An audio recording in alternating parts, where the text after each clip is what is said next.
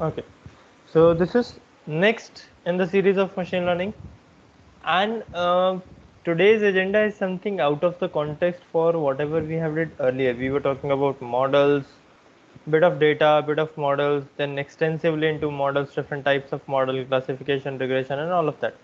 Today's agenda is actually a bit more different. Let's see, firstly visualize, let's visualize the entire pipeline of machine learning, that how does an entire machine learning end-to-end pipeline look like. So for that, I'll be going to draw here something that the first thing we used to take in order to work over machine learning is the data.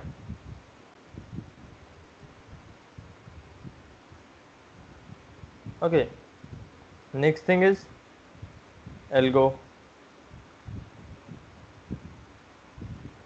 So with data and algo, we pass them together to work over the training part.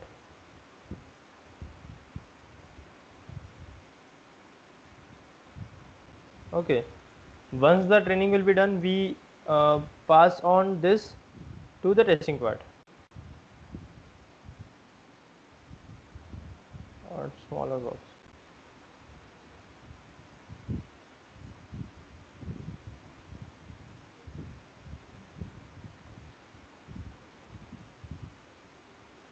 This is testing, TE. Alright, now testing can give you two types of result. Either it is valid, like approved testing. Okay, so this is known as approved testing, or alter it like this. Now what to do? Save the model file. Okay, this is the model file, and put it up for inference. Model serving.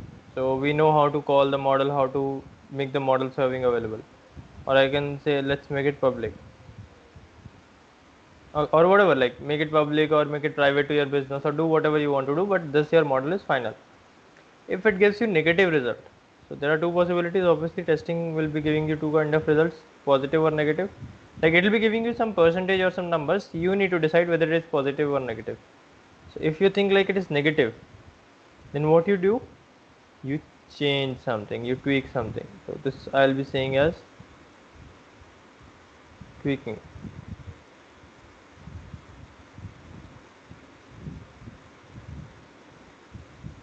Okay, what you tweak, either you tweak the algorithm or you tweak the data, because these are the only two things which is responsible for training, nothing else. These are the two things right here, right? So tweaking one of them will should be working, and we start from this layer. This is our start layer, this layer, right? So we started, we learned, I'm just taking a recall. So we started, we learned how to check the data, how to load the data, how to make xy, how to make xtrain, ytrain, xtest, ytest, all of that part. Okay, moreover I'll also be needing some file to write down the steps.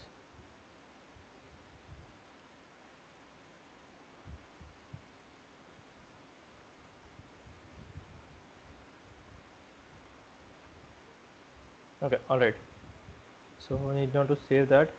What is the first thing we need to do is load the data. Okay, even before that there is something like collect the data or so, but that is not our part, so we can ignore that. Collect the data, structure the data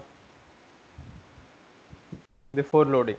Okay, because you need to have the CSV file before loading that panda.csv. Structure the structure the data, and then load the data. After loading, load the data into Python, into your runtime. After loading, what you need to do, you need to understand the data, that whether it is classification, regression, structured, unstructured, cleaned, not cleaned, okay. What you need to do after understanding that, so you are into this layer now. You need to make some changes into that before passing, not some, actually many, and those changes are nothing but known as pre-processing, staging, and cleaning. So you firstly clean that, pre-process that, and stage that. Okay, now this is the final data set, right? Then what you do, you split the data. Obviously one part of it is directly instead of going to training, and one part will go to the training. So you split the data. Now after splitting, there will be four kind of splits basically. You split the data into train, test, and even before that, features, labels, and their corresponding train test. Okay, the four, like 2 by 2 combination: feature train, feature test, label train, label test, X train, X test, Y train, Y test type of stuff, right? So you split the data. After splitting, what you will do, into this part there will be a lot of things. After splitting, what you will do, so this is done with your data. This is all about your data part. So let's move on to the next thing, the model. So what you do, you choose the model and import that. I want to work on logistic or SVM or whatever, your choice. You load that, you instantiate that, something like M is equals to logistic regression, something like this, right? Into this, you also choose your hyperparameter. Just like in K and N, what will be the value of K? That's an hyperparameter. In K fold, what will be the value of N splits? That will be in hyperparameter. And various hyperparameter would be there. SVR, SVC, all of them have unique hyperparameter. N jobs was one of the hyperparameter. So you choose your hyperparameter. Basically, you configure your model. So instantiate, choose the hyperparameter and configure the model. Get your model configured. Now you have a model ready with you. Okay, so what next you will be doing? One more. Okay, what next you will be doing? Training. Okay, so now we are at this stage. So training will be long. It will take some time. What after training? You will get a model, then you will go for testing. Training also includes training validation, like the accuracy over training also. And then you'll go for testing, obviously testing validation. Now once your training and testing validations will be fine, so you are done with training, you are done with testing, and you have something like result, the stick or cross. So if you have, if validation is equals to pass, something like this, okay, then what to do, I will be writing here, else what to do now. So if validation is equals to pass, then save the model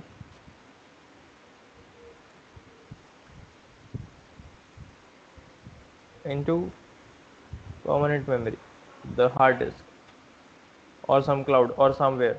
For this you'll be going to use pickle dumping.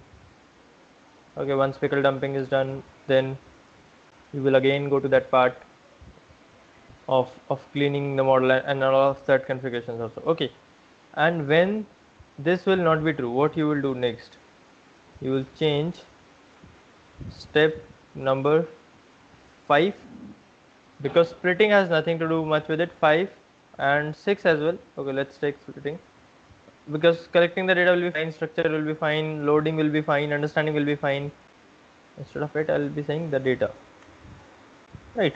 Then the question is of cleaning, processing, pre-processing, staging, that you have done something wrong here, or split or something, or else you have chosen some wrong model or hyperparameter. So step number 5, 6, 8, 9, line number 5, 6, 8, 9, this is what you need to change.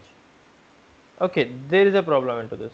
Actually, I'll just revise that, and this whole thing will keep on executing into a while true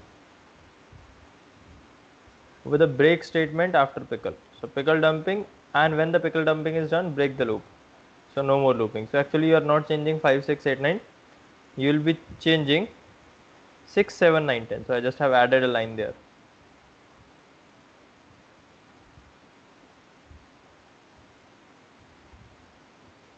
Okay, this is what you need to do in order to work over entire machine learning. So we know how to collect the data, we know how to structure the data, like that's what we are doing into Kaggle also. But when the real time comes, that when you will not be able to use Kaggle, so that time there is no one can teach you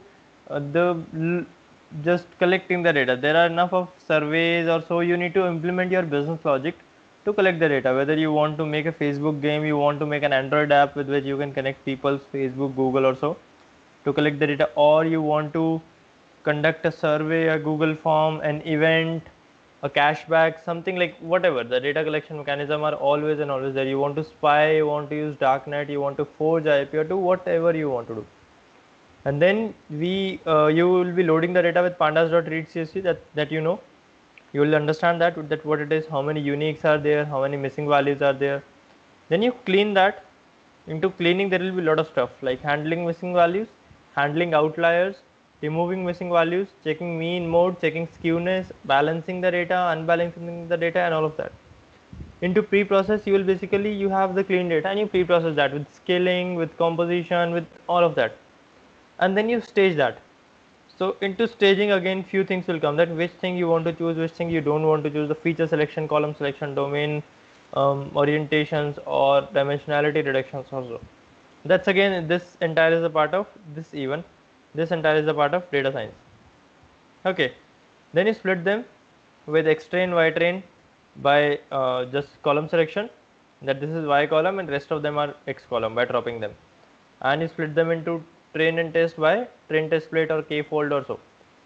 We have learned enough of method for this: train test split, k-fold, stratified k-fold, LO, CV, and all of that. Then you chose the model. So again, we have talked a lot about this model stuff, that we have logistic regression, linear regression, SVM, SVR, KNN classifier, KNN regressor, and then decision tree classifier, decision tree regressor, random forest, bagging, boosting, naive Bayes, many. Actually, there are many algorithms to work over that.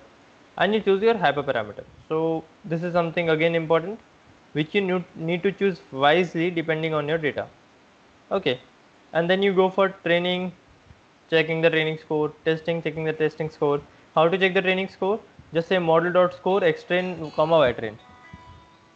And how to check the testing score? Just say model dot test, sorry, model dot score x test comma y test. Just give me a minute.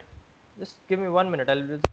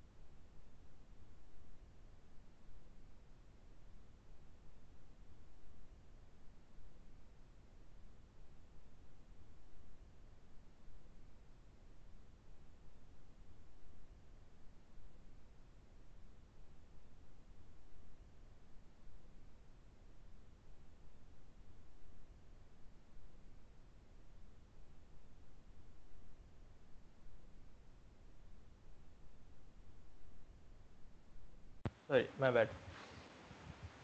So into the training part, we have trained the model, we have tested that again, and with simple model dot score x train comma y train, model dot score x test comma y test. This is where we will be going to use the test data for the first time.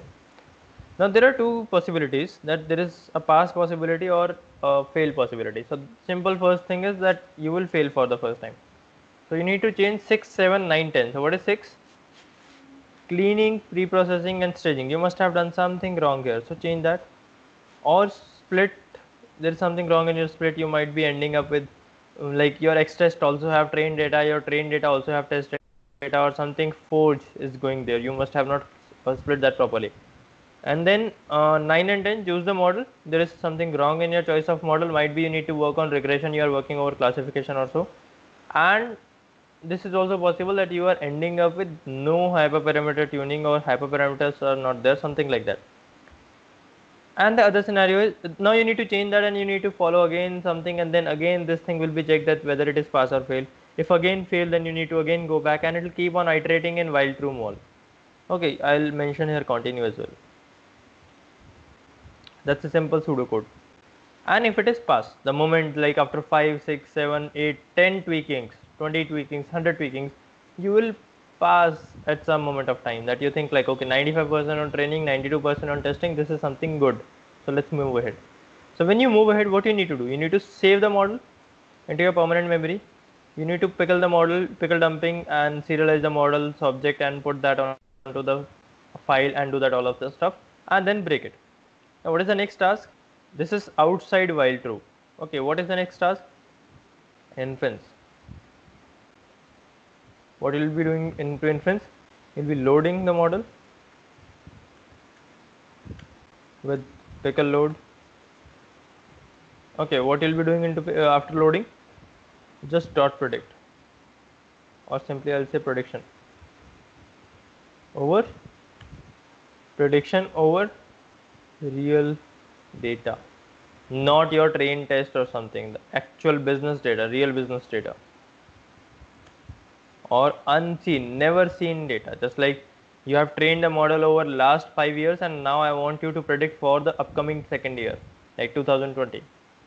So that is where this thing will come, and that thing only be possible if you will be very much sure about your data, because that time you cannot evaluate that okay, what I have given is how much accurate. You need to believe on that whatever this model is giving should be accurate. You do not have any label to cross verify your answers. No, that's not going to exist. Now take your time, check with this, and let me know that what particular thing you don't know about. I just zoom it off. Okay, now I guess that is clearly in frame, that what are the things you don't know about, and put that into message.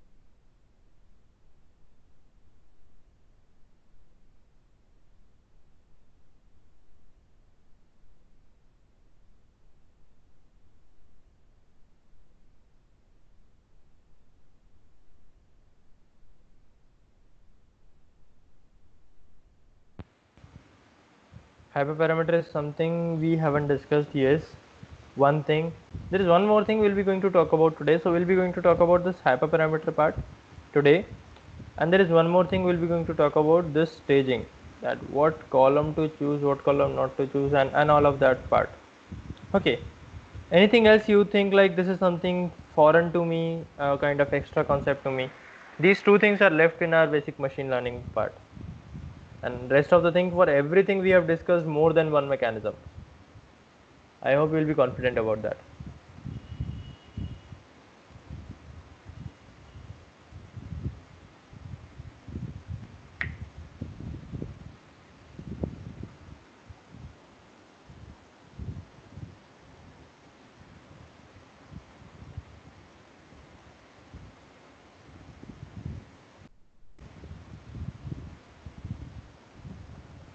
Well, this should also be not into collect the data, should not be into this part.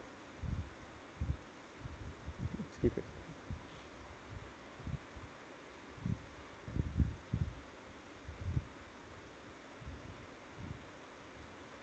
So Jaren, you can go with audio. If it is taking time to type, you can go with audio.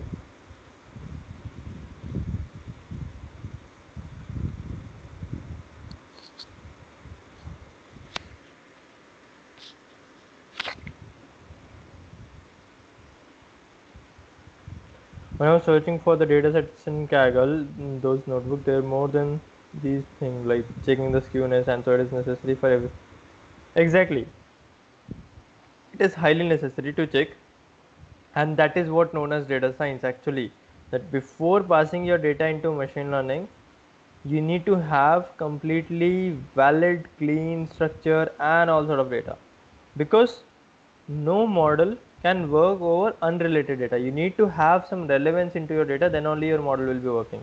So data science and machine learning always go hand in hand. The basic definition type of level of thing we have discussed into this course about skewness or missing values or outliers or impeditions or so and so.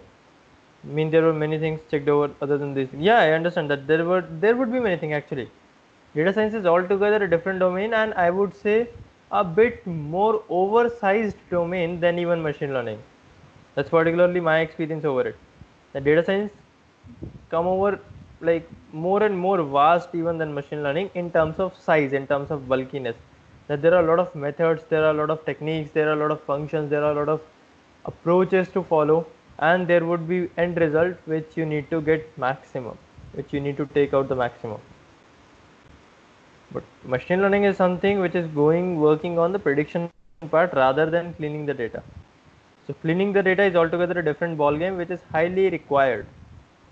It's not like that you can directly pass your load the data, pass it on machine learning model. No, it's not going to work at all. 40% accuracy is something which you will get by this method. Whereas if you clean it up by data science approaches, you'll check the skewness, you'll choose the model accordingly, you'll choose the columns accordingly. So it will be going to help out a lot right there.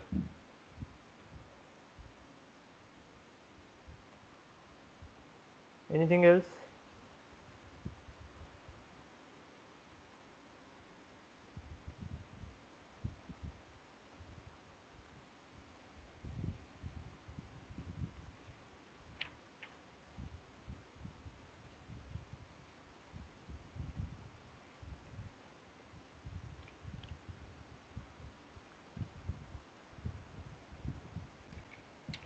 They were using number of models at same time. How to understand which to be used where? Actually, that depends on the type of your data. So we have discussed that. Okay, there is something like sklearn tree. I will be. My screen is already shared, I guess. I just go to.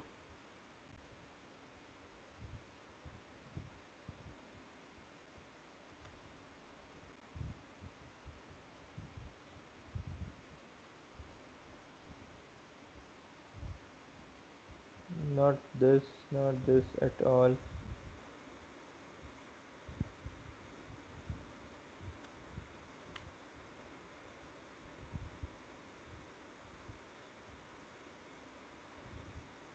This one. Choosing the right estimator. That's the perfect name. Yeah, I was messing with my search. So I have a big tree to demonstrate that what the things are and how to work over which type of model. So I have displayed that in the starting as well, but you can refer that now with more clarity over it. Okay, so I have a start button. From there you will start and you check that whether you have more than 50 samples, yes or no. If no, then just go ahead with getting more data. There is no gateway for you to machine learning part. You are just ended up with a scalar. If yes, then you are looking out to predict a category or not. So if you want to predict a category, then you are here, otherwise here. So let's see the categories first. Then you are saying that do you have a labeled data or unlabeled data. So if you have a labeled data, then you will go here, SVC, the SVM part, text data, the naive Bayes, KNN, SVC ensemble classifier, kernel approximation, SGD classifier. There are multiple models, and all of the models are interconnected to each other. So we have learned those models which forms the foundation of this entire machine learning, and even many more out of that. So if you are not predicting a label, if you are predicting a quantity, Then you need to go to SGD regressor, lasso, elastic net, ridge regression, SVR. So we talked about lasso, ridge. We talked about linear regression as well. There is something like SGD regressor, and then SVR we have talked about. Then another thing is that if you are predicting a quantity and that even is no, so you are not predicting a category, not predicting a quantity, then what you are looking at, just are you just looking, then randomized PCA, that will be going to talk about. Isomap, spectral embedding, this is dimensionality reduction part, and this is clustering part, the altogether different approach. So what is our task as of today? We'll be going to talk about dimensionality reduction, one of the thing, and another thing we'll be going to talk about this hyperparameter tuning, that how to tune your given hyperparameter. So let's start with the hyperparameter part on the very basic ground. Okay, and how to work over that. Let's start with that. So what are the different hyperparameters? Suppose I'll be going ahead to make a basic file.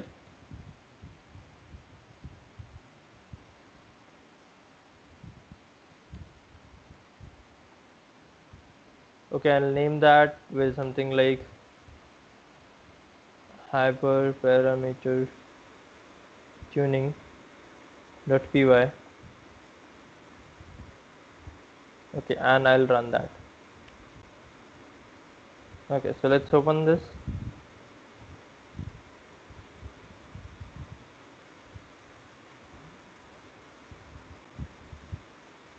Cool. So we have the file with us.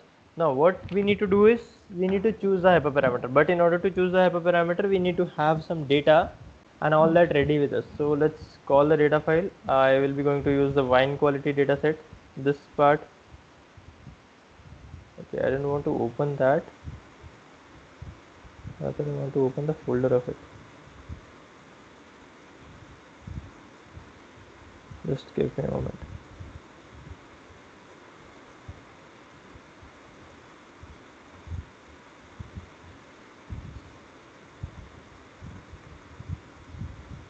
Okay, this is the data set. I just copy that. Fine. So now I would be having import pandas as pd, and df is equals to pd.read csv. That's it. So we have loaded the data, collect the data, structure the data. That's already done by Kaggle. We need not to do that. We loaded the data and we already understood the data that there are multiple classes of labels, but for the sake of visualization, let's see. So I'll be saying print df.head. Let's print 2 rows only. And what is the head value?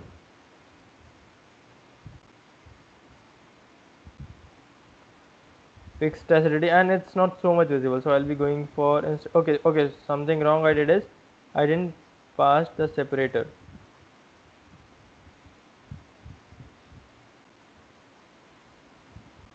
Okay, now it's fine. Fixed acidity, volatile acidity, and so, and there are dashes, and then another column. So instead of this I'll be calling df dot columns.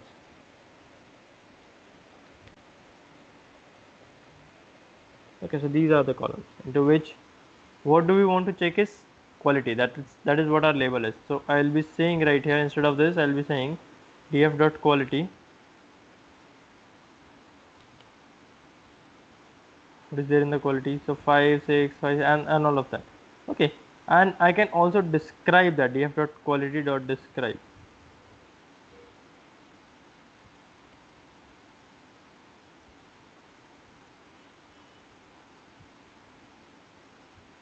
Okay, not this. I was not looking out for this one.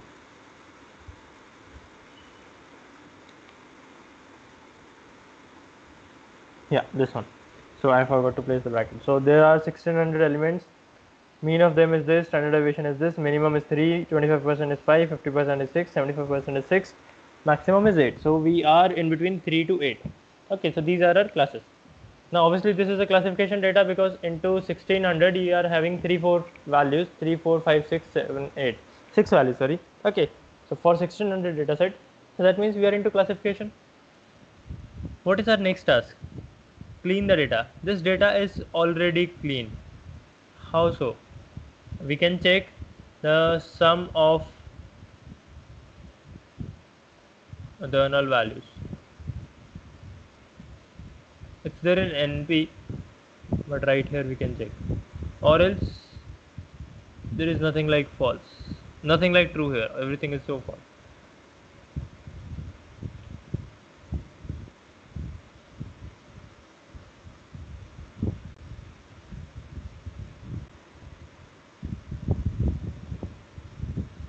There is nothing like this, it's already false. What is our next task? Now we want to split the data. So before splitting the data, we need to split the, before splitting into train test, we need to put on the x and y. So x is equal to something, just df dot drop. What to drop? Quality. What will be my axis? 1. Y is equals to df. Okay. Then we have x and y. We need to split the data into train test from sklearn dot model selection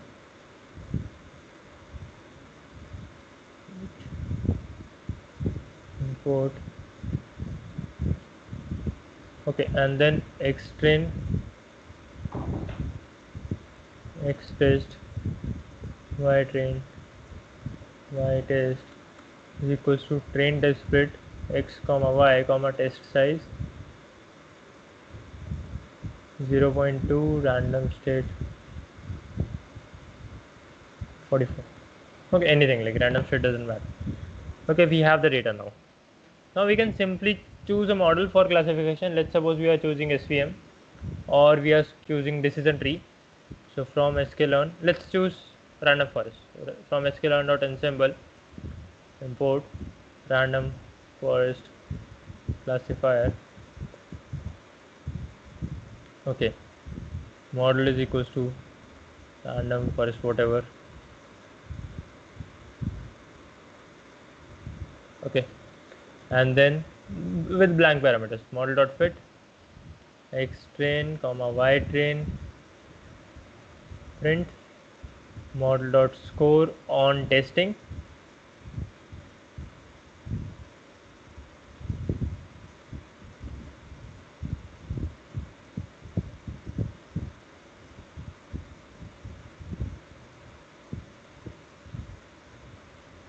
Okay, so we'll be getting first score and that is for training, and we'll be getting second score that is for testing.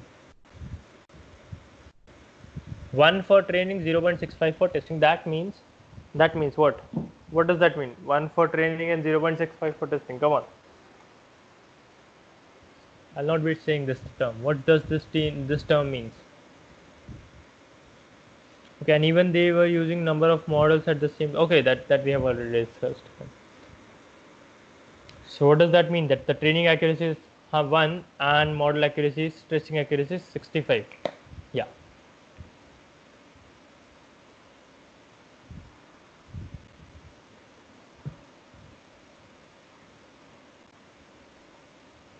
So one of you have said overfitting. What about you, Ashish?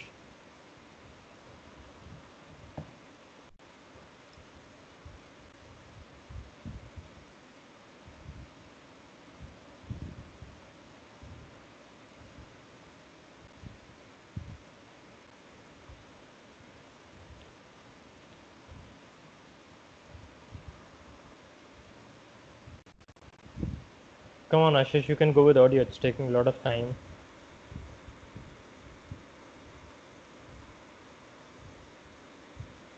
One mean we are testing on same data we trained. That's true, but you don't get one so easily. Like you cannot fit for the complete data. Like let's check with changing the model. Do you seriously get one there?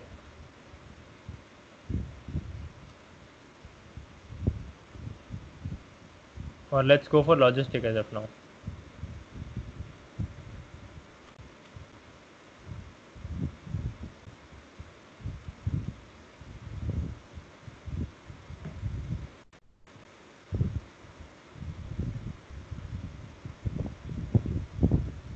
Okay, now you are getting 58 on training and 60 on testing. Although that is the same data, I did nothing to it. I just have changed the model line, 2 lines changed just.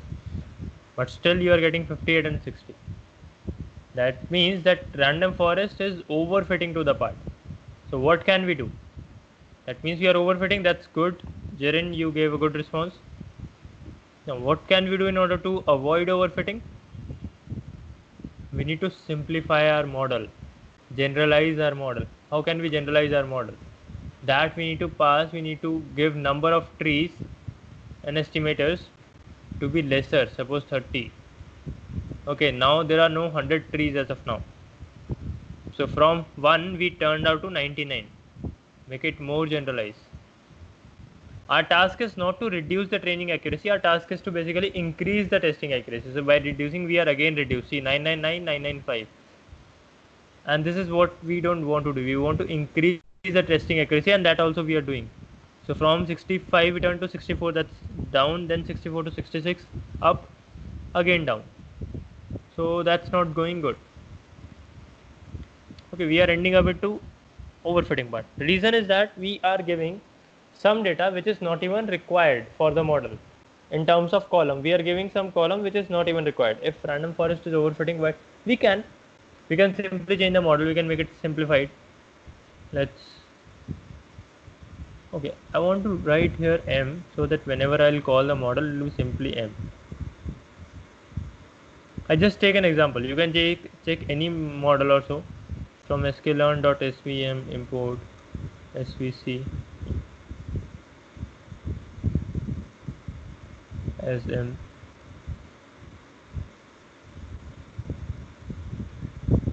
Okay, now you're getting 50 and 54.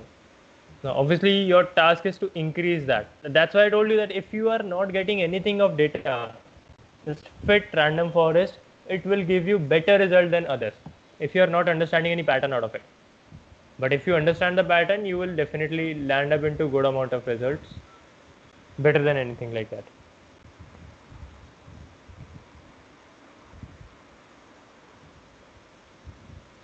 So what is our task? Our task is to basically improve this 50% and obviously improve this 54%, right? So this is training and testing. For the sake of visualization, I put the training and testing.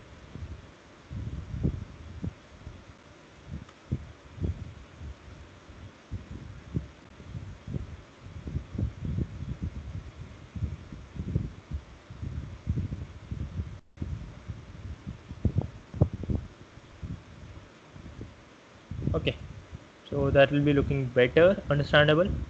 Fine, we need to improve this, both of these. So what is the next task? What can we do in order to improve? We can change on the data, but that is more of precise data science parts and so on. Let's talk about, we don't have anything on data. We don't know what is data. So we can only change our model part. Now firstly list all the parameters which are available for SVM. So I'll not be going to list it out there. It is difficult to write, but I can just show you. Let's take it. So I can just show you right here. So SVM, SVC with sklearn, something like this, the document page of this. Okay, this is the document page. Now check what are the parameters. So there is a C value, which is regularization. Regularization is used for what? To make it more general. We don't want to make it general. We want to make it a bit more complex. In order to avoid overfitting, we use regularization. The strength of regularization is inversely proportional to C. Must be strictly positive. The penalty is a squared L2 penalty. We don't want to penalize the thing. We don't want to go for regularization. Another thing is kernel. So now there are multiple kernels, and if I ask you that there are multiple kernels, which one you will be going for? So you would be having no clue until unless you don't know everything about the kernels as well as everything about the data.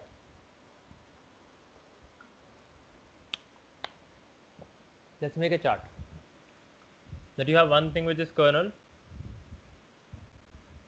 and you have 5 possibilities for that. Okay, 1 possibility, 2, 3, 4 and 5, right? What else? Degree of the polynomial kernel, let's leave that as of now. Then you have something like gamma value, so kernel coefficient.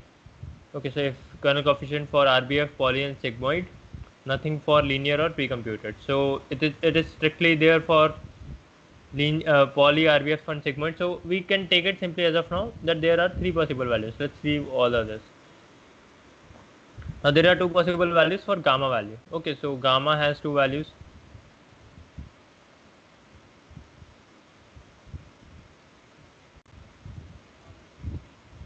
What else? independent term in kernel function, shrinking, whether to use the shrinking heuristic or not. So let's say we have the shrinking value.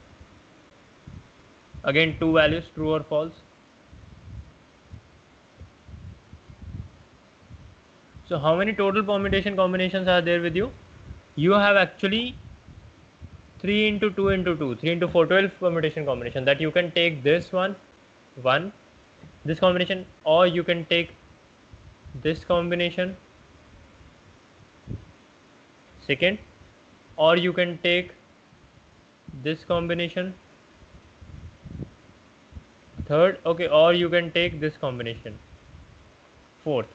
4 for this, similarly 4 for this, 1, 2, 3 and 4, and similarly 4 for this. So there are 12 possible combinations, and these are the only three parameters we have listed. There would be multiple actually. If you can see, there are multiple parameters right there. Okay, so this is just limited to 3 parameters. We have taken only 3 parameters. Now what you will do in order to work over that? So you can do one thing like model is equals to m. You can say something like model 1, which are having kernel value to be RBF. Okay, the first possibility, kernel RBF gamma scale. What is the next thing? Shrinking. So what is the possible value of shrinking, true or false? So I will be saying shrinking is equals to true. Fine. You say model 2, and then all the part kernel RBF gamma scale shrinking false. Another combination, right? And then you will be making model 3, 4, 5, 6, 7, 8, 9, 10, 11, 12 with all the values change one by one. So every combination will be a unique one. But instead of that, what can we simply say? That model is equals to m with no parameter, simply classifier, and let's make a parameter. Just make this chart right there in the form of a dictionary. Okay, so what is the meaning of dictionary? What is the meaning of that? What is the structure of the dictionary? Not meaning. What will be the structure of the dictionary? So we will be making a dictionary with a key as right there. Okay, as the parameter name, and the value to be a list of all the parameters. So what is my parameter list? Parameter dictionary. The first thing I'll be passing is kernel and a list for all the possible values. So kernel would be in strings because that's the key. What are the possible values into this? RBF, poly, sigmoid. Okay, is that sigmoid or something else? Sigmoid. Fine. Then what is there? Gamma. So gamma. Again a list. What's going wrong into this part? Cannot assign to set. Okay. Sorry, that's a dictionary. So gamma can be auto or float. So gamma is equals to, sorry, scale or auto. So one is scale and one is auto. Okay, and another thing we have talked about is shrinking, true or false.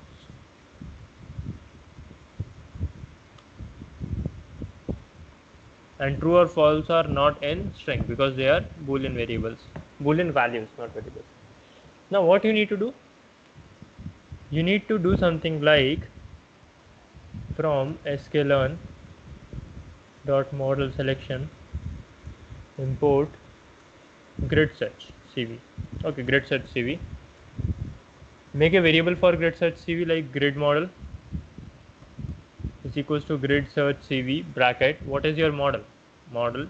Okay, the classifier itself. Estimator, that is the model. And what is your parameter grid? We named it param. Okay, param grid is equals to param. Fine. And what? How many number of cross validations you want? So I'll be going for 10. 10 is also the default. If you'll not even pass it, that is even 10. So we are going for 10 parameters, 10 cross validations. Let's check the default value. I'm not sure about. CV is equals to none, so let's take it 10. Earlier the CV was done. Now grid model dot fit. What you need to do, you need to pass on your X train and Y train. Okay, so you are fitting the grid model. Just leave this part as of now. Right. What you will be printing, best possible score will be grid model dot best score underscore. Okay, and next thing is best config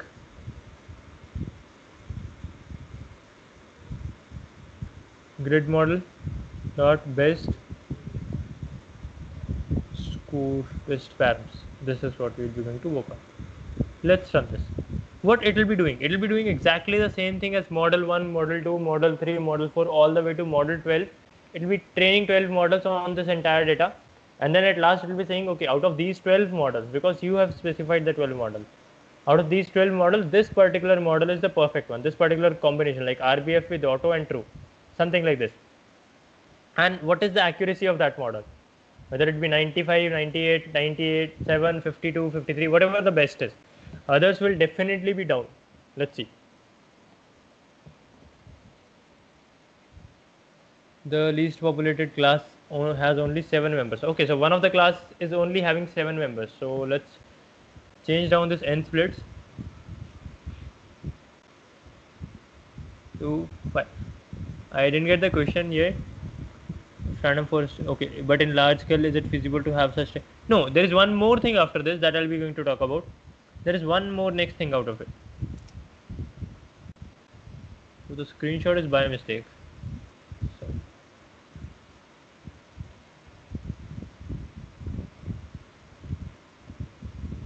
one more. Okay, so I'm running that with CV equals to 5. Let's have a bit time over it and then let's see.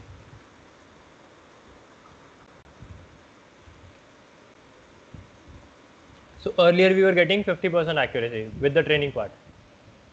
So let's see what we'll be getting now.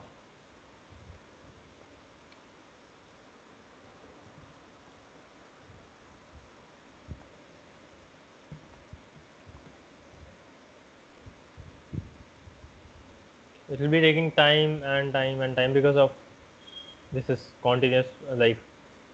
5 CVs are going on, 5 cross validations are going on, over 12 combinations of models. So 12 time SVM is running into it with huge set of data with 5 CV.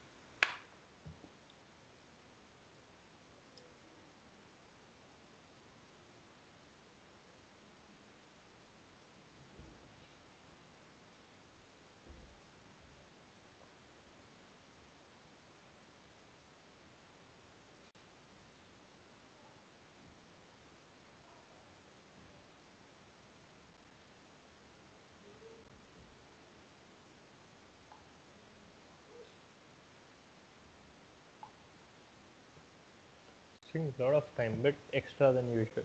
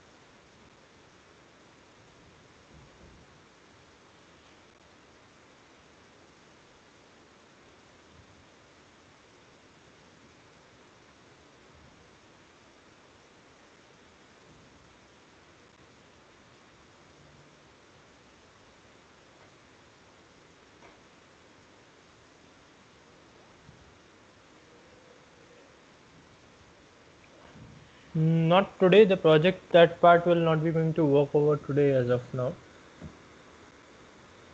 It's not actually working on my machine at least. So I'll just reduce the parameter to 6. Okay, so now the 6 parameters are there, 3 into 2. 6 possible combinations.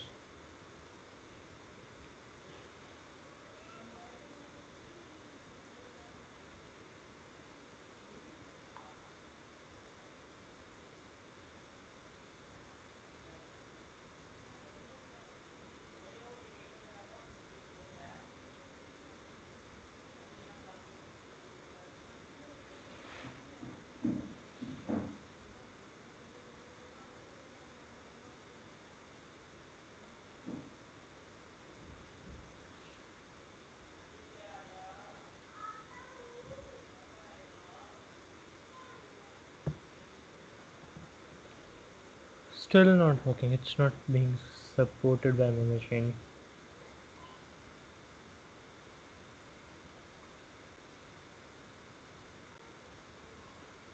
Okay, let's remove the CV then.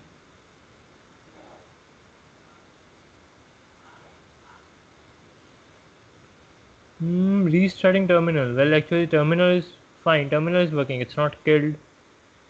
Although if you'll say I'll do that, but terminal is was fine. It was.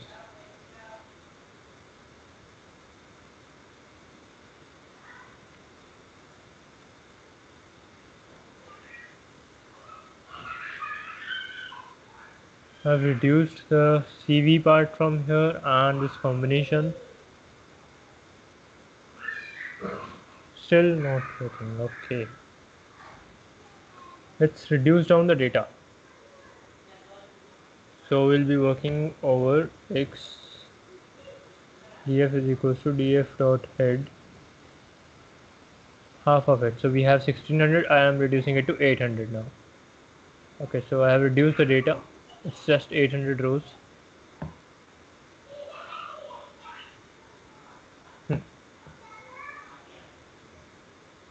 And splits is 5. Where?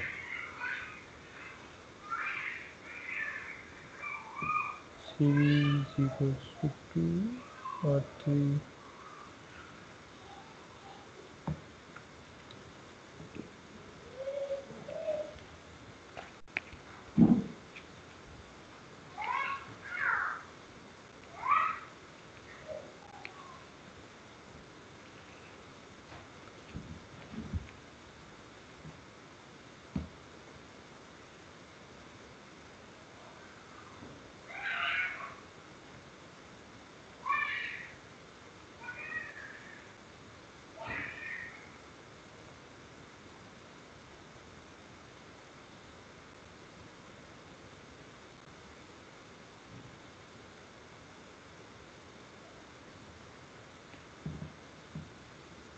Oh, I was not expecting that my machine is this much bad.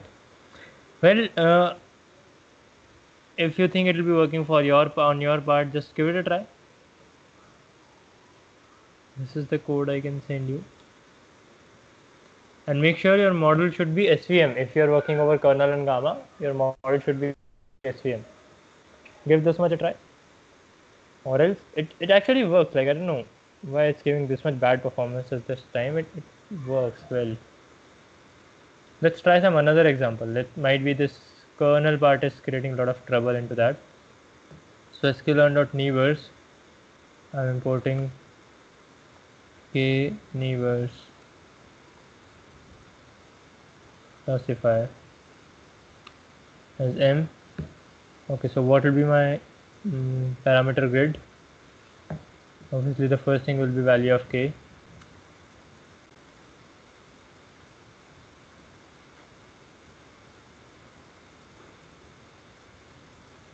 Okay, so there is something like weight which is impressive. Let's say the n neighbors.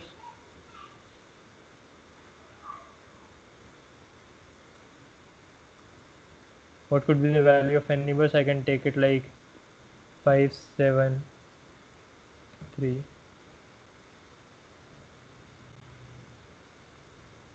Okay, and then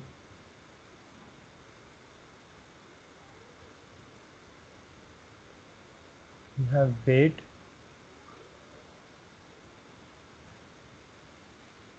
uniform or distant.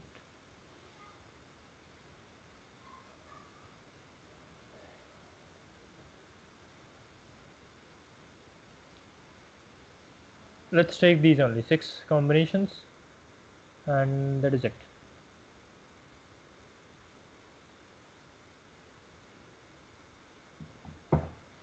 Okay, it worked for this. I don't know what was wrong with that SUM part, or was it taking so much. I said that this don't behave like this so bad. It worked in a span of just 2 or 3 seconds at max, or even less. So I take all of the algorithms as well into the account. So what I get as the combination is that 65% is the best possible score with these combinations. Either, and what is the best value? 7 and distance. So 7 and distance will give me 65%. Let's check. Let's remove all of this part. Okay, and training accuracy particularly we are focusing on.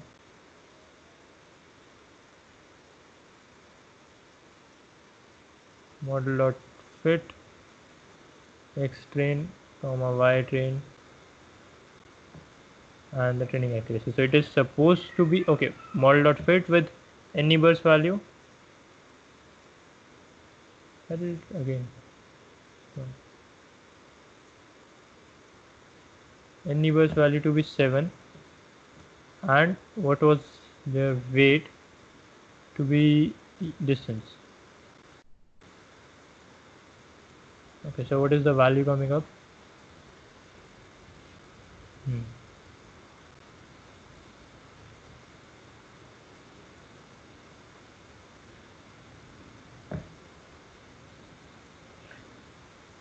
Scale of training accuracy to be 1. Why so?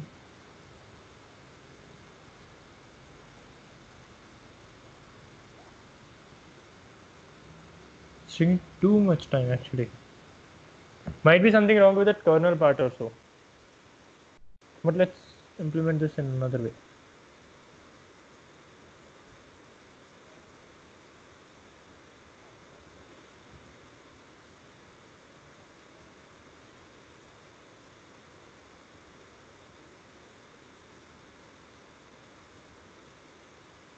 Cool, I got something like 66 there. Let's make it more generalized, no more fitting. That kernel part was so heavy, and I'm putting up algorithm into the list. So what are the algorithms available for KNN? One is auto, so we'll be putting up auto. Then what? One is ball tree.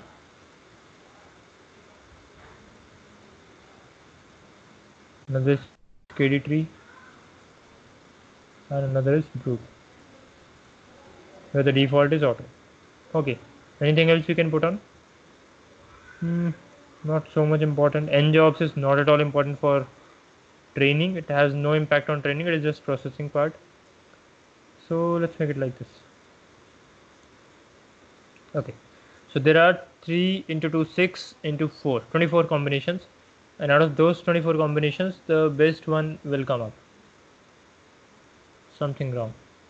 Check the list of available parameters with estimator.getParams.key. Which key is wrong?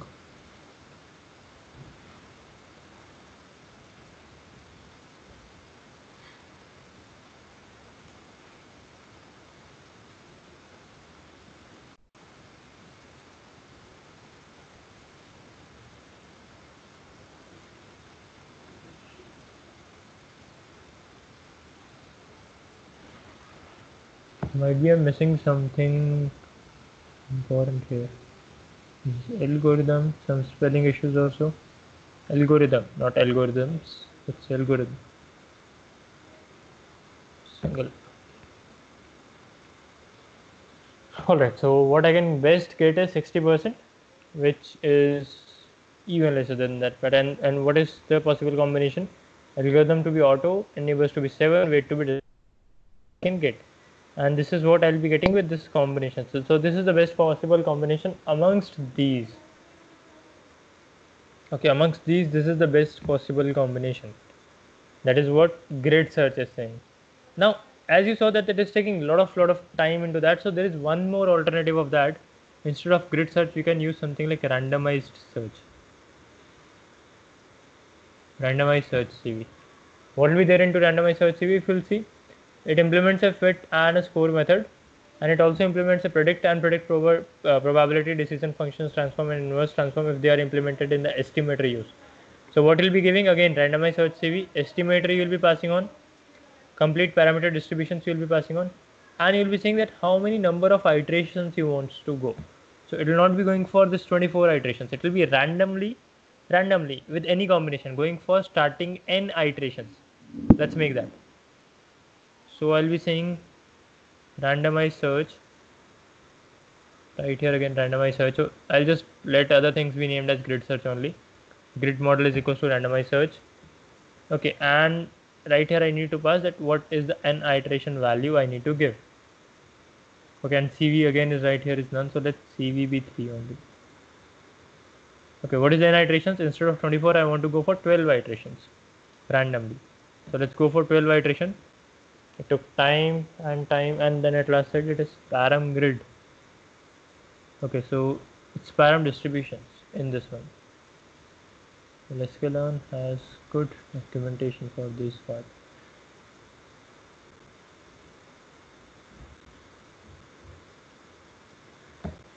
So again, it said that 601538. This is something the algorithm. This is something what you can get based out of 10 iteration with weight is equals to distance.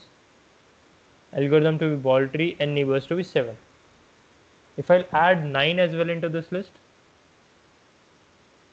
so randomized search is better option over time, but it is reducing the accuracy to us. It will not give us the best possible combination always, because it is taking only randomly top n iterations, and if there are 3000 possible combinations and you are saying n iterations to be 10, so it is only taking 10 iterations on a random with random combination. So into that it depends with your luck that your best possible is there in those 10 or not. What it will do, it will take 10 iterations, or right in this case 12. But what is the difference? It's just changing the grid to randomize. What? No, just wait.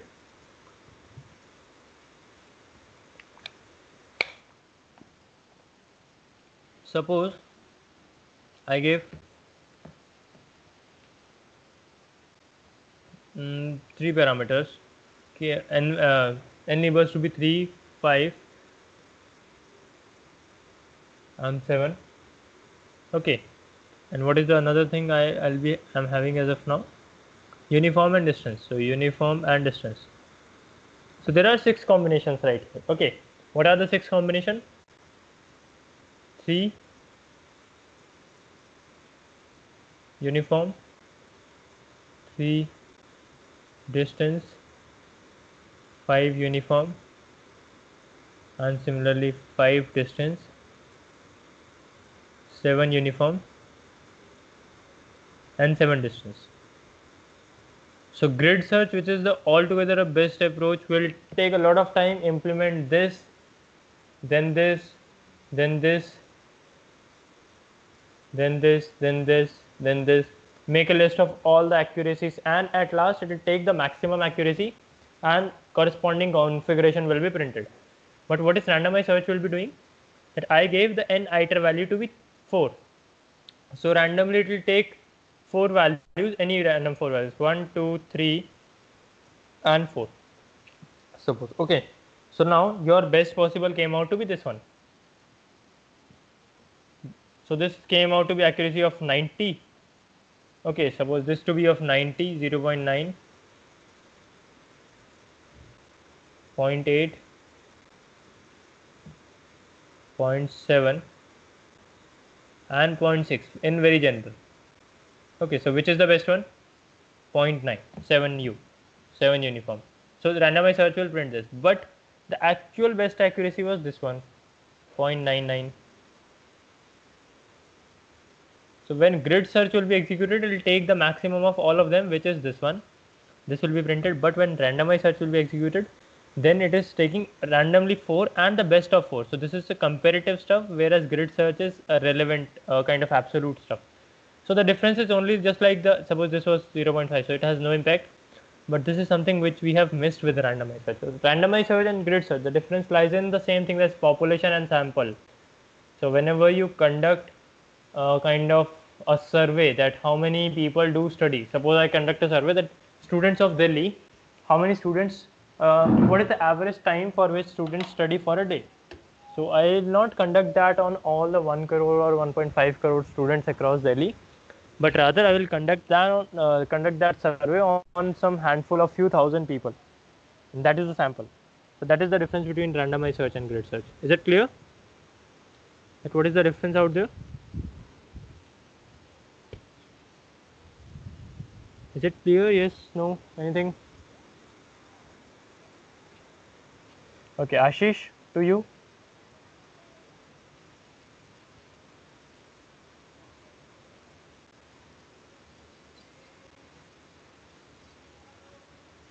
Good. So any doubt into this part so far?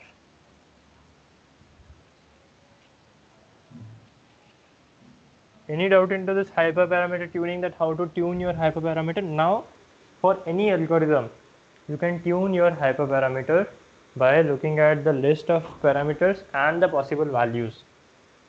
That what are the possible values? So give that, instead of trying it one by your own, let your machine do that. So even training 12 models by your own, suppose it is taking 5 minutes for a model. Okay, so you are giving 60 minutes to the machine, but also you need some approximately 1 minute to write the model and control that, then write, change it, then control that, then write it.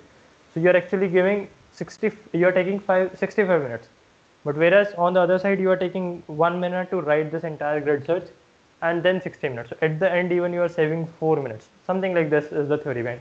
And when you work manually, you might commit some error.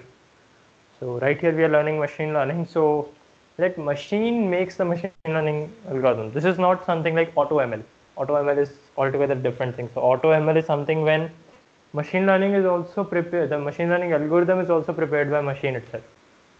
That is what AutoML is. But this is not AutoML, so let's not talk about that anymore. Well, so should we move ahead with the next part?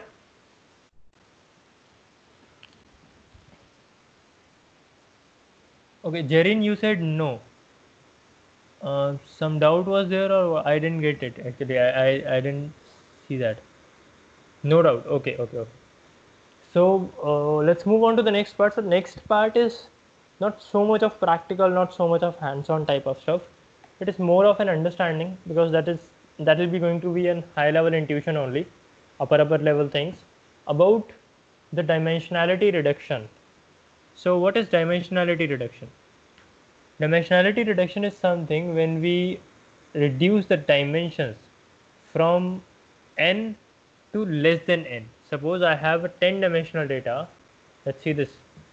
What is the shape of this part? So no more parameter grid. Let's just close this part. Let's close even this part. We know what we are doing. Or let me just save it.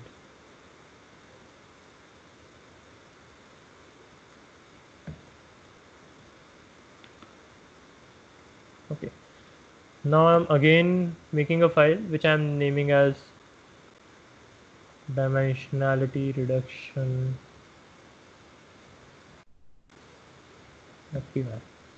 Okay, and opening this file, I'm copying this entire part from the top.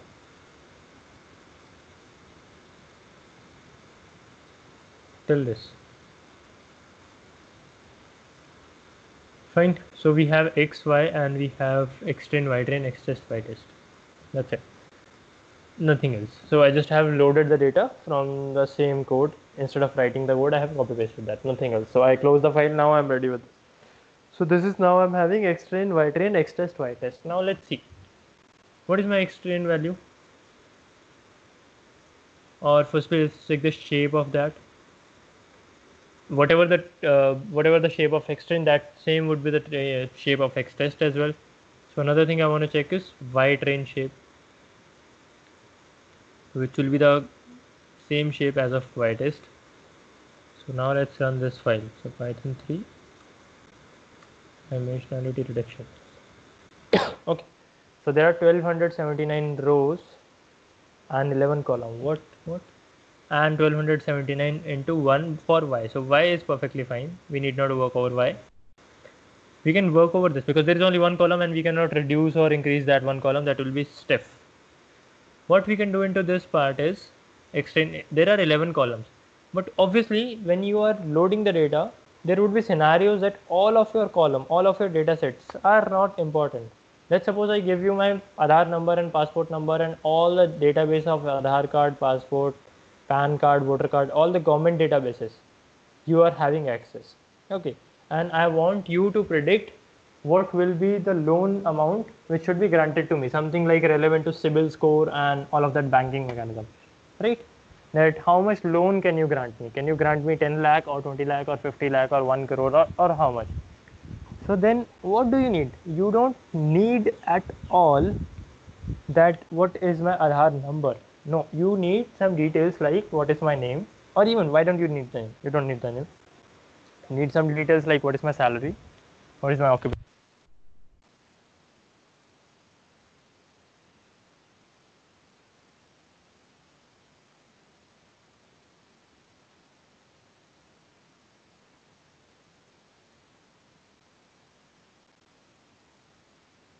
5 years in a job in a post that is giving me 30,000. That means that I would be having good amount of saving. What are my assets? How much is the tax I am paying? Am I a good taxpayer or a defaulter or so and so? So these are the things. You never need that what is my passport number. You might need that what were my last foreign transactions or foreign tours. Yes, I will repeat. What I was saying is that when you get access of any data in the form of CSV or in the form of database, SQL or howsoever, then you just don't take all the columns and put it into machine learning. No. Suppose I said that you are having all the databases what government of India is having. So you have the access to passport data. Okay, passport data means that all the immigrations and all data set, right?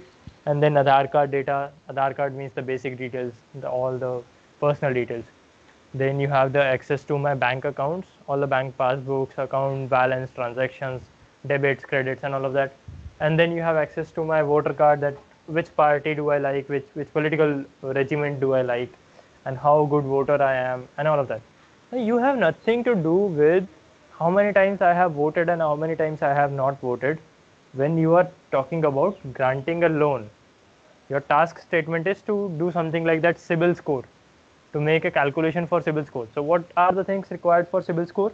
You will check my properties, you will check my assets, you will check how stable my salary is, you will check how stable my savings are, you will check how stable my wife or my child or my parents are, so that there will not be any kind of mishappening of defaulting or so.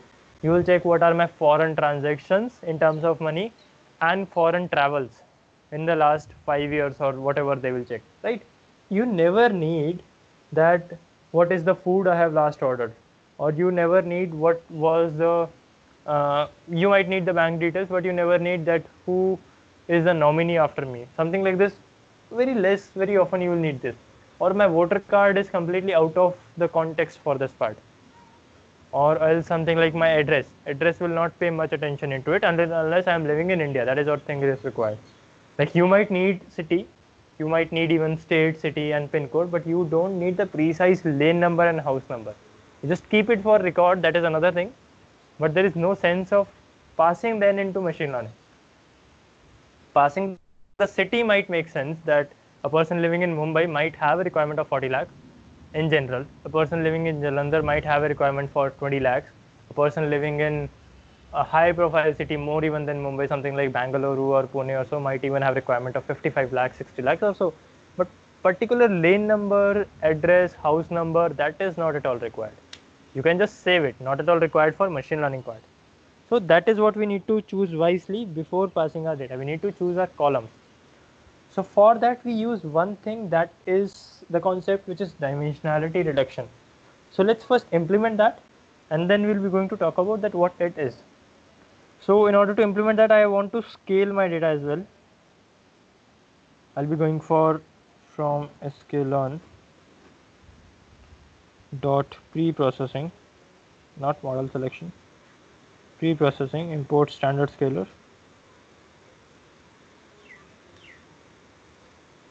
All right. So I'll be scaling the data. So for that I need an instance of, so many of the things you can see right here, the many of the imports of sklearn are actually classes. So you need to make objects of classes. So I'll say standard scalar object to be SS. SS stands for standard scalar object. Okay. And then I'm saying SS dot fit transform over xtrain. That means it is fitting over xtrain and transforming that. And then just transform, not fit, just transform xtest. What is the difference? This fit transform and transform you will find in many classes of sklearn. What are these functions? Fit transform is a function which will fit over one and transform the another.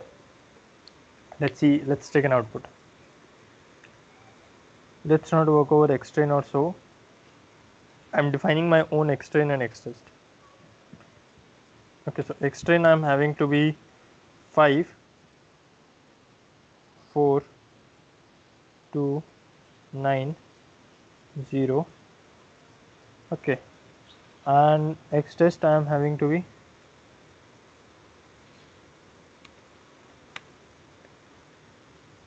2 and 0. Okay, so this also I need to equate to put it out.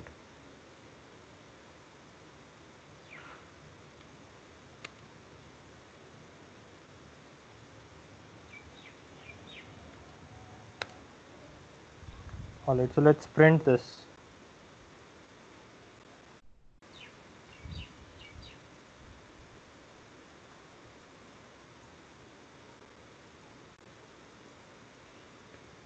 Cool.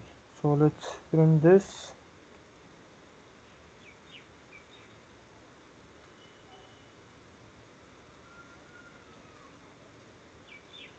Something wrong. Okay, I need to have it like this also.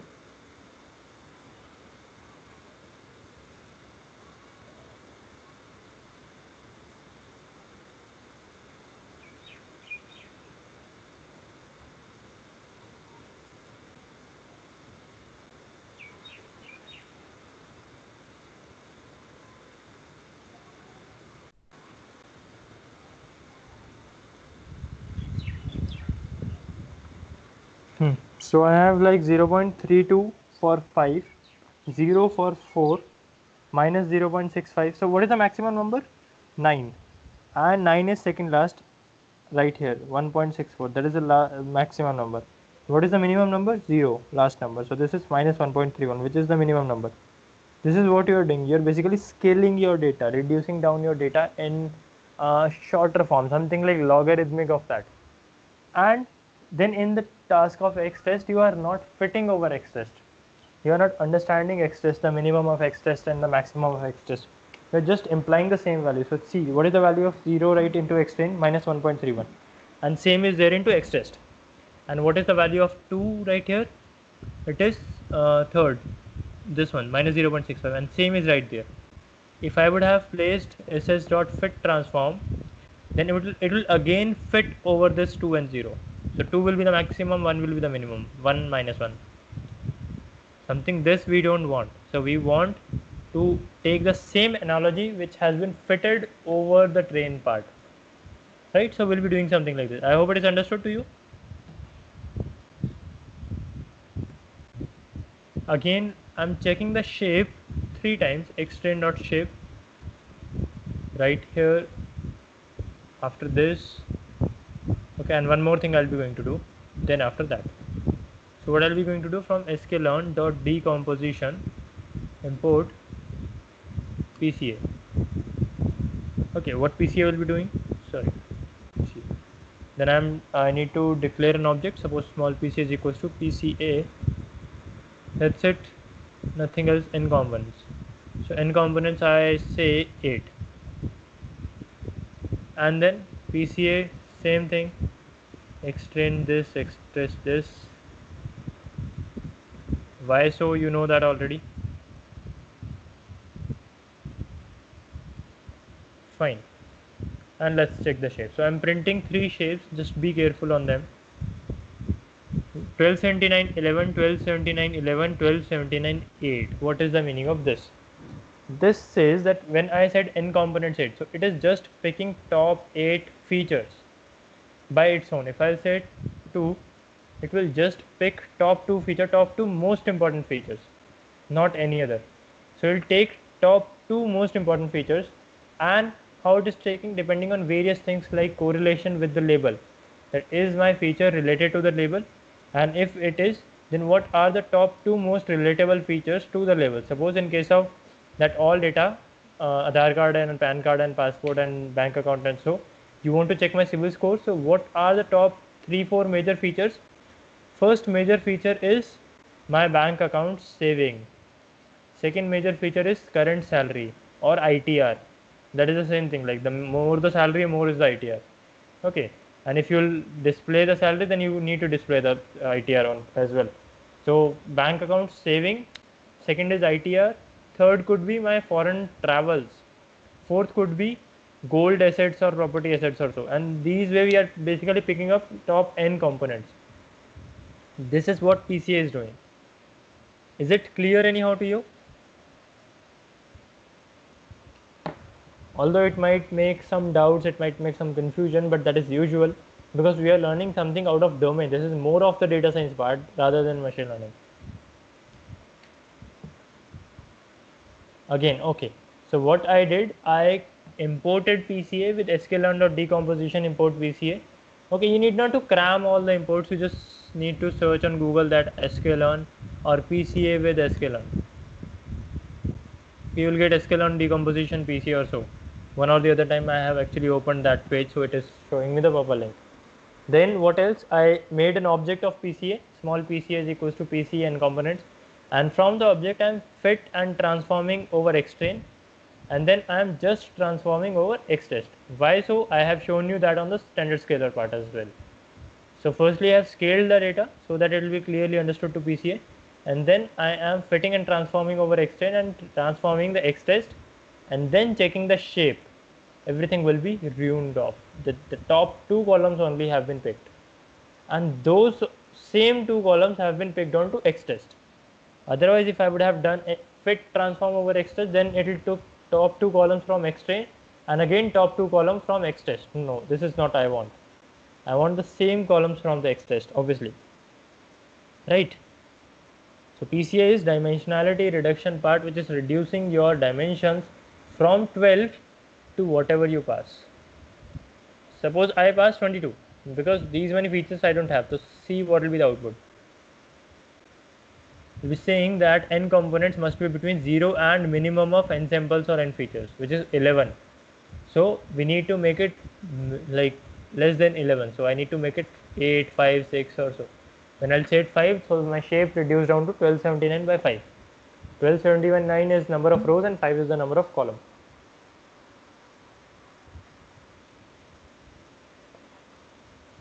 Now it's your task. Go ahead. We talked about 2 important things. One is PCA, the dimensionality reduction, and another is the grid search and randomized search part. Go ahead, implement that, take your time, and just implement that as early as possible, and try to understand the code as well, so that not only just concept, the code will also be clear to you. Take your time, implement that, and just let me know whenever it will be done.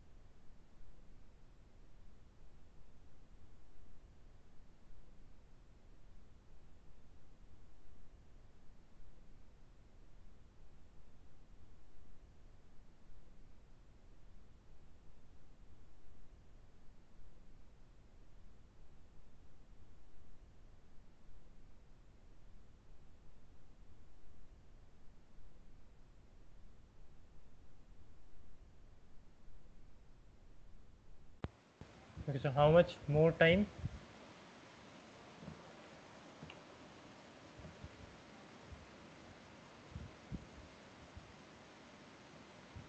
Jerin, Ashish, is it done?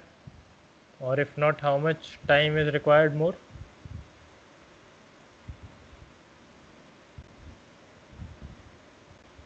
Okay.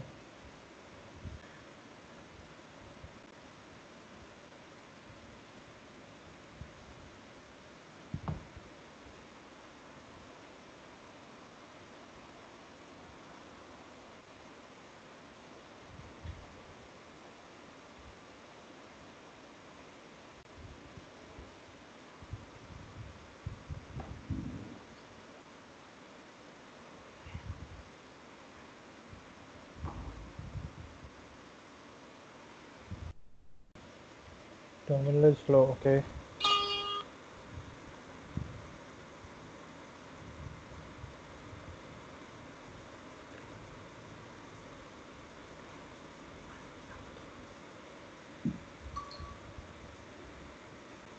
So just take your time. I'll also come back in 2 minutes. So whatever your doubts would be there, just put that on text. I'll just join that in 2 minutes.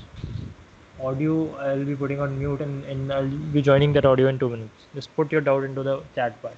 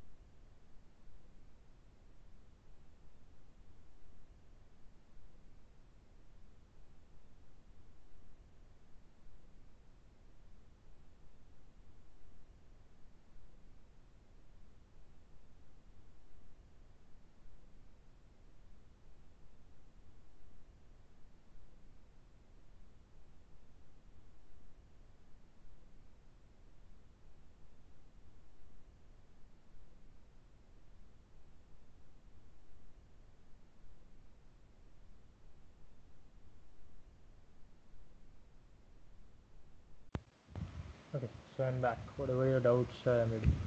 Is it done, Jarin, Ashish? It's been around 10 minutes. So is that done?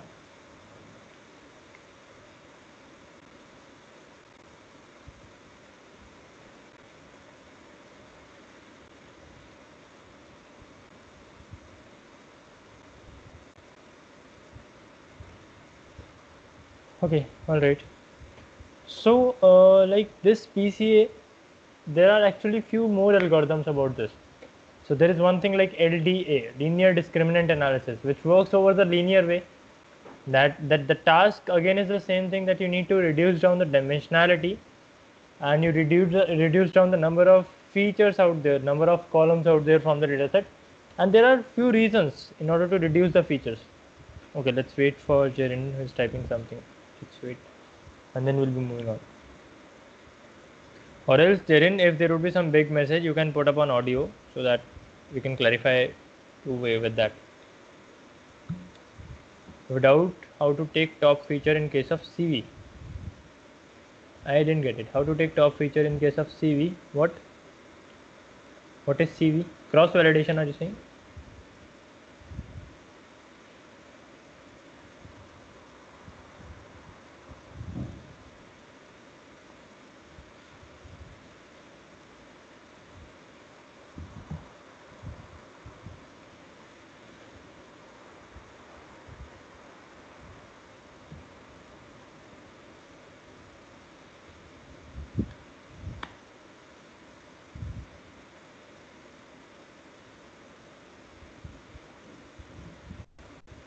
Kernel gamma C or max iteration, yeah.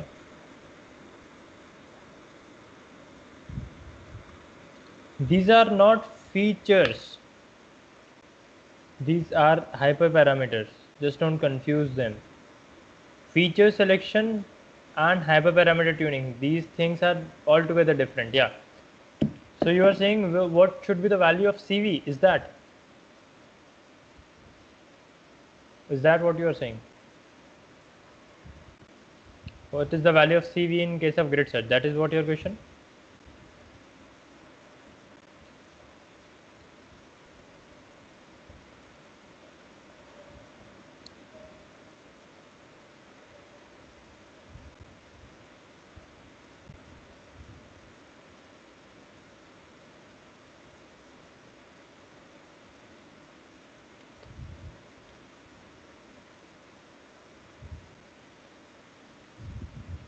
How do we know which hyperparameter to be tuned and checked for? Okay, so that depends over your understanding of all the hyperparameter. What you need to do, see, what you need to do is you just need to head over to the sklearn page of that hyperparameter where all the parameters are listed, that these all are the parameters for this particular model. So suppose for SVM there is something like kernel, and there is something like weights or so, and so we discussed. For KNN there would be different parameters, for logistic there would be different parameters, for rich there would be different parameters. So you need to check for what all are the parameters and what all are the possible values into them. So if you know that what is the parameter and what is the possible value for them, so list the parameter name and list all the possible values, and let your machine decide which one to choose. You need not to choose the one, you just need to give all the possible options, and the machine will say, okay, this is the best option amongst given. Not the globally best, but best among the given. Alright, Jerry?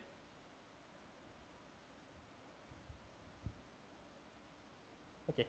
So coming on to this part, so into feature selection, dimensionality reduction, there are various ways actually.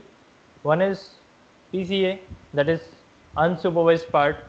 What is the need of doing dimensionality reduction? There are few things basically. When you pass on irrelevant data into this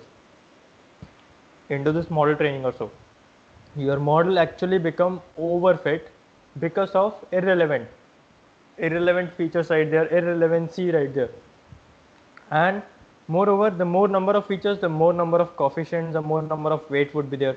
So you need to make it very sure that whatever you are making should be with enough and useful only data. The data should be enough, as well as the data should not be more than enough. So it should be very much fine tuned, that this is required and this is not required. And Hence, this way basically you will be conducting your machine learning predictions or descriptive analysis or so by passing on the data. So your model will overfit if you will not tune the data. Your model will take more than usual time to get trained, and it will be complex enough on multiple features. Then there will be few things which you think like, okay, later on time this thing will not be available. Then your model, if it is trained over 8 columns, then it will always be working only with 8 columns. You cannot pass 7 values and ask them to predict, and even you cannot pass 9 values to ask them to predict. So just keep your model finely, precisely tuned. And there are few ways to do that. One is PCA, that we saw that this is an unsupervised learning part which takes over the directions and the movement of the flow of data basically. Another is LDA, linear discriminant analysis. That is a linear supervised way which consider classes to be a separation, something like SVM as we did like separation plane or so, something like that. Obviously I'll not be going into much of depth with them. That will altogether be a different topic to work about. Dimensionality reduction is altogether an extreme level of data pre-processing or data scaling part. So one is LDA, one is factor analysis, which again is giving you the same output in a different manner. The output is again the reduced number of columns, but the mathematics will be different and it might end up doing some different computation. Another thing is kernel PCA. So wherever you have kernel into your algorithm, what is the meaning of kernel? Kernel is just nothing but another way of looking at your data. Then you have kernel PCA to solve not non-linear stuff. So PCA is bit more of linear. Kernel is something which you will be able to solve on 3D data and non-linear data also. So again, implementation is so simple. sklearn has everything for that. For kernel PCA, you just need to write here kernel PCA, okay, and then just import this, nothing else. Everything else will be remaining same. Okay, so instead of,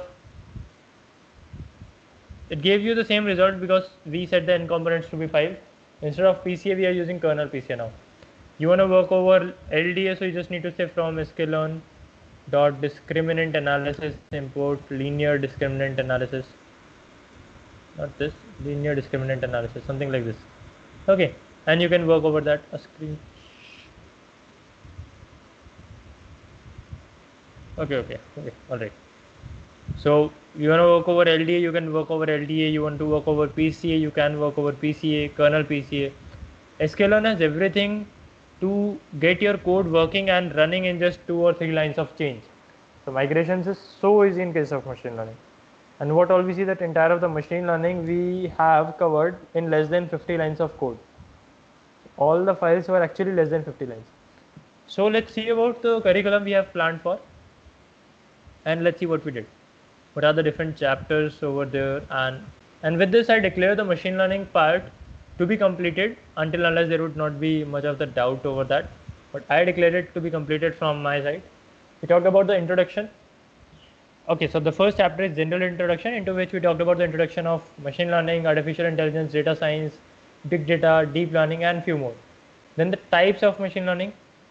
All right, and into the type we talked about supervised and unsupervised. Then we started getting started with the machine learning part, and into that we talked about linear regression.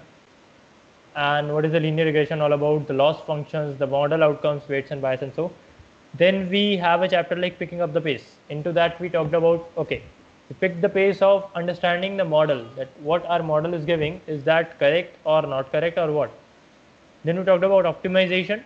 So this entire chapter was of understanding and evaluation, performance analysis basically.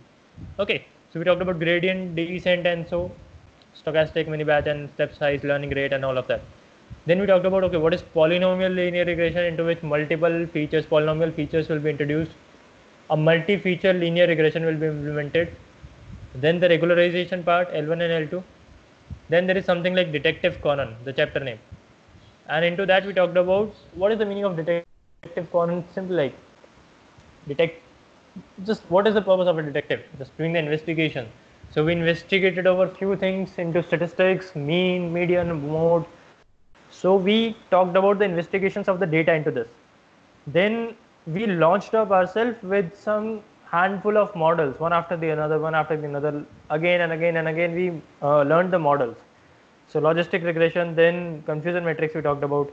Then we did a bit of EDA right there, some of the operating resources, that what sort of variance should be there, what is correlation, what is variance, what filters should be applied while choosing a column, which column to choose, which column not to choose. Then again some ensemble learnings, ensemble Parkers. Into ensembles we did decision trees, optimizations of decision trees, random forest, modeling of ensembles, bagging, boosting. Again back to the pavilion with algorithms, again support vector machine, some old school exercises like which are not much into use, naive Bayes, KNN.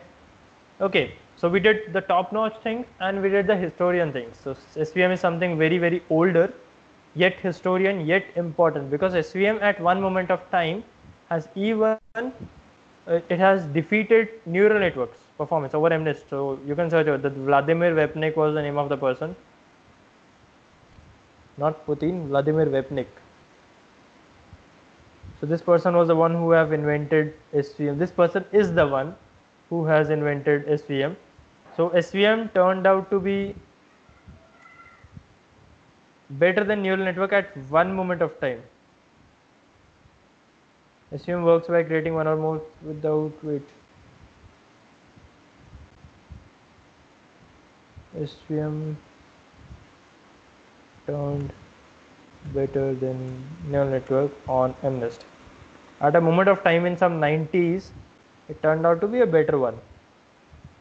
Not getting the particular research for that.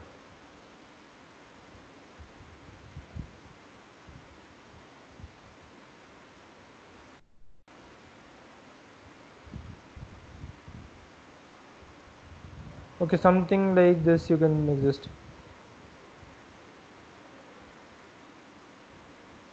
Well, I'll not be going into links or so, but there was something like this, even not so much sure as Google is not giving anything about it, but it turned better at one moment of time.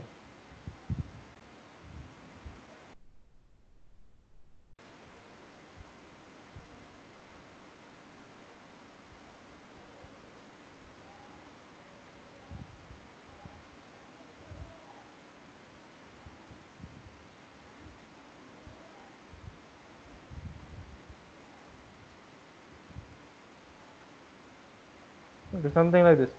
SVMs are in right now and NNs used to be, neural networks used to be in. When a rising number of paper claiming random forest and so. And we understood the need of working over SVM and decision trees and random forest and so. And we even saw today that random forest without any pre-processing has even completely understood the data from top to bottom, because there are multiple trees without any growth over the trees. So one thing I want to show you right there into this hyperparameter tuning part, we saw that random forest was fitting up over that.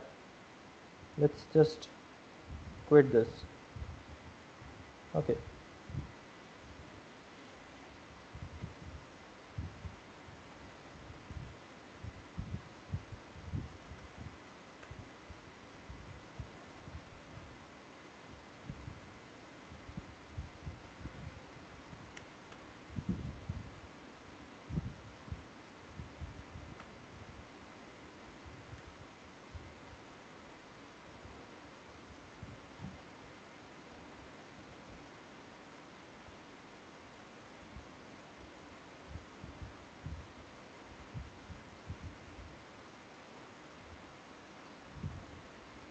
Something wrong. Oh, great. I didn't have done the model.fit yet.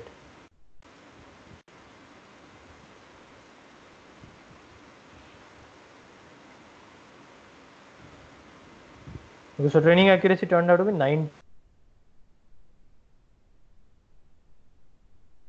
trees. It's 1 and 65. So what can we do? We can define the tree conversation max depth right here to be something like 10 at maximum, and it is reducing. So what does that mean? That all the 100 trees would be having a max depth only of 7 in this case, and it is reducing heavily as of now. So when we reduce the tree's depth, so tuning the hyperparameter is actually quite important part, heavily important part when you talk about machine learning or when you talk about any other stuff.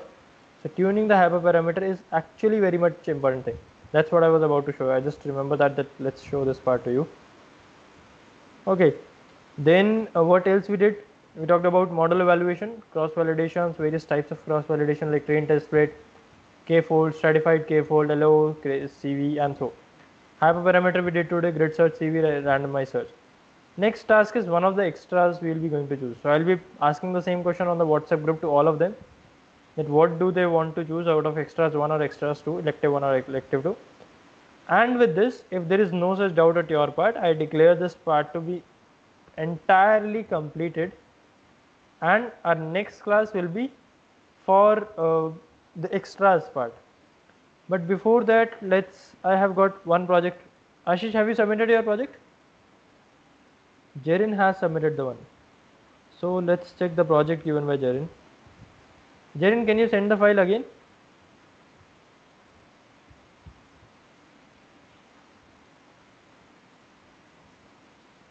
Yeah, sure.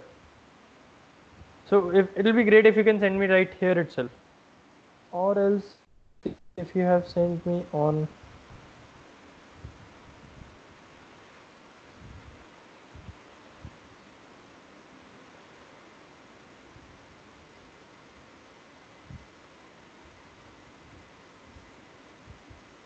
Got it, got it. Right here it is. Okay, so let's save it on desktop. Your classification py file, your Titanic model.py file, pickle file. Okay. Alright, so now I need to have my data set as well handy with me.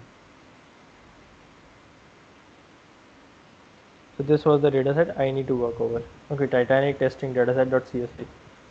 So your file is classification. So let's run this classification.py file.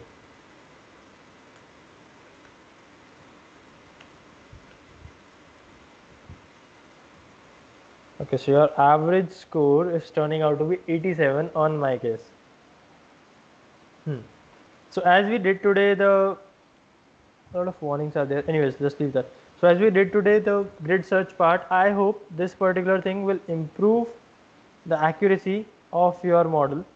Just go ahead, try with this part again, and then let's come up with the revised project from your side. So the current accuracy on my data is turning out to be 87. What was your training accuracy?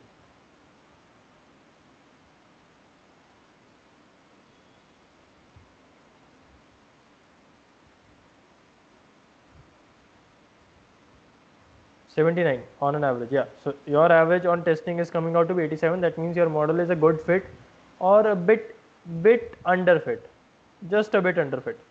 So make sure to improve that more. You have loaded the CSV age.mean.